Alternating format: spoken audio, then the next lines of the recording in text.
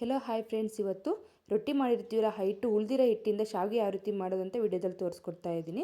ಅದಕ್ಕಿಂತ ಮುಂಚೆ ನಮ್ಮ ಚಾನಲ್ನ ಸಬ್ಸ್ಕ್ರೈಬ್ ಮಾಡ್ಕೊಂಡಿದ್ದೆ ದಯವಿಟ್ಟು ಸಬ್ಸ್ಕ್ರೈಬ್ ಮಾಡ್ಕೊಂಡು ನೋಡಿ ಯಾವ ರೀತಿ ಬಿಡಿ ಬಿಡಿಯಾಗಿ ಶಾವಿಗೆ ಮಾಡ್ಕೋಬೋದು ಅಂತಂದು ತುಂಬ ಈಸಿ ವಿಧಾನದಲ್ಲಿ ತೋರಿಸ್ಕೊಡ್ತಾ ಇದ್ದೀನಿ.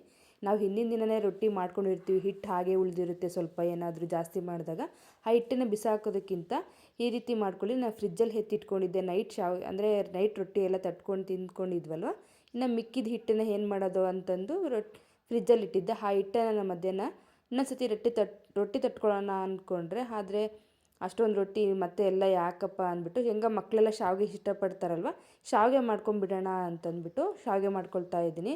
ತುಂಬ ಚೆನ್ನಾಗಿ ಬಂದಿತ್ತು. ನಾನು ಸಹ ಫಸ್ಟ್ ಟೈಮ್ ಟ್ರೈ ಮಾಡಿದ್ದು, ನೋಡೋಣ ಅಂತ ವೀಡಿಯೋ ಸಹ ಮಾಡಿಕೊಂಡು ನಿಮಗೂ ಸಹ ಶೇರ್ ಮಾಡ್ಕೊಳ್ತಾ ಇದ್ದೀನಿ. ಈಗ ಇದನ್ನು ಚೆನ್ನಾಗಿ ನಾದ್ಬಿಟ್ಟು ಚಕ್ಲಿ ಒಳಗೆ ಅಂದರೆ ಶಾವಿಗೆ ಮಾಡ್ತೀವಲ್ಲ ಅದೇ ಥರನೇ ಈ ಪ್ಲೇಟ್ಗೆ ಇಡ್ಲಿ ಪ್ಲೇಟಲ್ಲಿ ಹಾಕ್ಕೊಳ್ತಾ ಇದ್ದೀನಿ. ನಿಮಗೆ ಇಡ್ಲಿ ಪ್ಲೇಟ್ ಇಲ್ಲ ಅಂತಂದರೆ ಬೇಕಾದ್ರೆ ಸಪ್ರೇಟ್ ಪ್ಲೇಟ್ ಇಟ್ಬಿಟ್ಟು ಹಬೆಯಲ್ಲಿ ಸಹ ಬೇಯಿಸ್ಕೊಬೋದು. ನಾ ಇಡ್ಲಿ ಸ್ಟ್ಯಾಂಡ್ ಇರೋದ್ರಿಂದ ಅದರಲ್ಲೇ ಹಾಕ್ಕೊಂಡು ಬೇಯಿಸ್ಕೊಳ್ತಾ ಇದ್ದೀನಿ.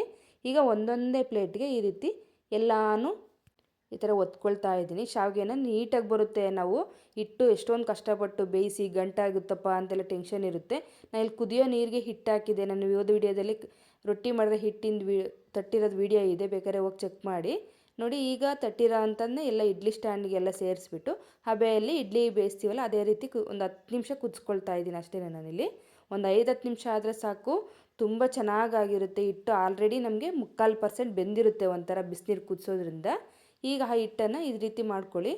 ನೋಡಿ ಎಷ್ಟು ಬಿಡಿ ಬಿಡಿಯಾಗಿ ಎಷ್ಟು ಚೆನ್ನಾಗಿದೆ ಈ ಶಾವಿಗೆ ಅನ್ನೋದೊಂದು. ಕೆಲವರೆಲ್ಲ ಚಕ್ಲಿ ಒತ್ತೋದು ಆ ಥರ ಎಲ್ಲ ಮಾಡ್ತಾ ಇರ್ತಾರೆ.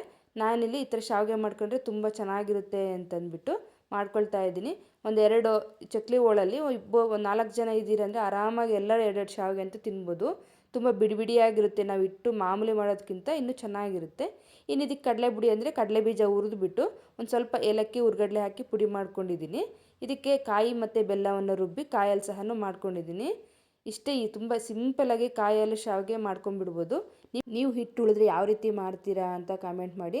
ಹಾಗೆ ನಮ್ಗೆ ವಿಡಿಯೋ ಇಷ್ಟ ಆಗಿದ್ದರೆ ಒಂದು ಲೈಕ್ ಮಾಡಿ ಅಂತ ಹೇಳ್ತೀನಿ. ಓಕೆ ಫ್ರೆಂಡ್ಸ್, ಬಾಯ್.